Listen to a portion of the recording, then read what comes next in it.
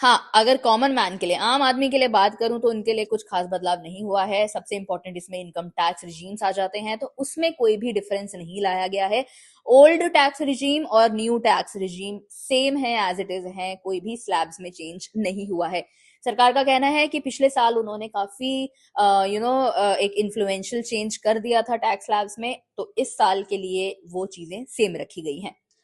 इसके बाद अगर आप रिवाइज्ड आईटीआर भरना चाहते हैं तो उसकी डेडलाइन को अब 31 मार्च 2026 तक कर दिया है। पहले 31 दिसंबर 2025 था। तो यानी अगर आप कोई भी बदलाव करना चाहते हैं अपने आईटीआर में, कोई भी चेंज करना चाहते हैं, कोई करेक्शन करना चाहते हैं, तो बिना कोई पेनल्टी या फिर एक्स्ट्रा चार्ज दिए आप 31 मार्च 2026 तक कर सकते हैं।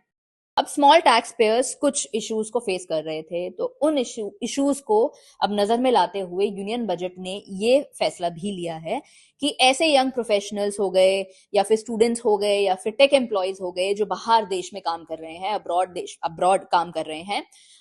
उनके पास एक वन टाइम 6 मंथ में एक ऑप्शन दिया जाएगा जहां पर वो अपने फॉरेन एसेट्स या फिर फॉरेन इनकम को डिक्लेयर कर सकते हैं। इसका सीधा सा मतलब ये है कि मान लीजिए कि आप किसी कंपनी में काम करते हैं जो फॉरेन कंपनी है, सपोज आप कनाडा, दुबई कहीं पर भी काम कर रहे हैं, तो वहां पर आपको उस कंपनी के शेयर मिले हुए हैं, तो वो शेयर्स जो होंगे वो फॉरेन एसेट्स में काउंट होंगे और आपको एज एन इनकम दिखाना होगा, क्योंकि आप रेजिडेंट अभी इंडिया के हैं, आपके पास पैन कार्ड होगा, इंडिया का होगा। तो अब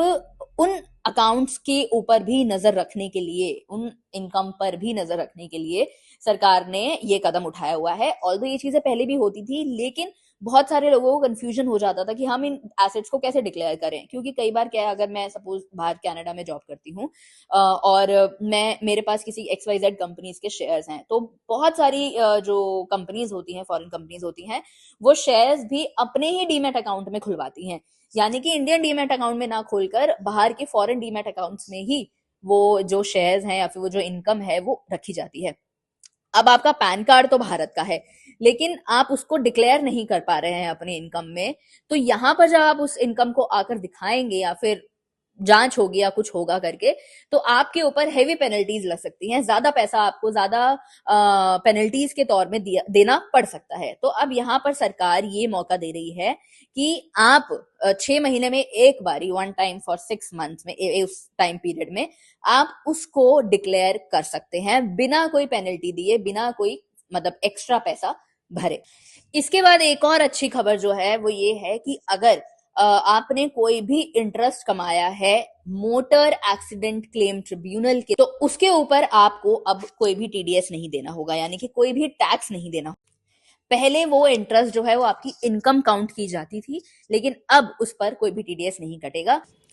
इसका सीधा सा मतलब ये है कि अगर आपका कोई एक्सीडेंट हो जाता है और उसके अगेंस्ट आपको कोई क्लेम मिला है या फिर इंटरेस्ट इनकम जनरेट की गई है, तो अब वो आपकी टैक्स फ्री होगी, अब उसके ऊपर आपको कोई टैक्स नहीं देना होगा। क्योंकि पहले सरकार क्या करती थी कि उस वो जो इंटरेस्ट इनकम आपकी जनरेट हुई है उसके ऊपर आपको इनकम टैक्स के अकॉर्डिंग ही, स्लैब के अकॉर्डिंग ही उतना परसेंट टैक्स आपको भरना पड़ता था। लेकिन अब ऐसा नहीं होगा, क्योंकि ऑलरेडी अगर आपका एक्सीडेंट हो गया है, किसी भी इंसान का एक्सीडेंट हो गया है, तो उसके पास ऑलरेडी इतना बर्डन हो जाता है हॉस्पिटल बिल्स और ये सारी चीजों को लेकर, कि अब उसे इंटरेस्ट कटकर ही क्लेम मिलता था। पहले क्या होता था कि उसे इंटरेस्ट कटकर ही क्लेम मिलेगा, लेकिन अब ऐसा नहीं है। अब ये चीजें जो हैं वो टीडीएस एग्जेम्प्ट की गई हैं। तो दोस्तों ये थे कुछ चेंजेस जो मैंने आपको इस वीडियो में बताने की कोशिश की है। अगर आप और भी बजट से रिलेटेड चीजें या हेडलाइंस जानना चाहते हैं तो आप मुझे कमेंट सेक्शन में लिख सकते हैं, मैं एक एक्सप्लेनेटरी वीडियोस आपके लिए बना दूंगी। मैंने कोशिश की है कि बहुत सारे पॉइंट्स मैं इसमें कवर कर पाऊं जो आपके लिए जरूरी हो सकते हैं जानने। हालांकि ऐसे और भी बहुत सारी बातें हैं जो बजट में की गई हैं जो कि बहुत सारे लोगों के लिए जरूरी हैं, बट ये कुछ इंपॉर्टेंट चीजें थी।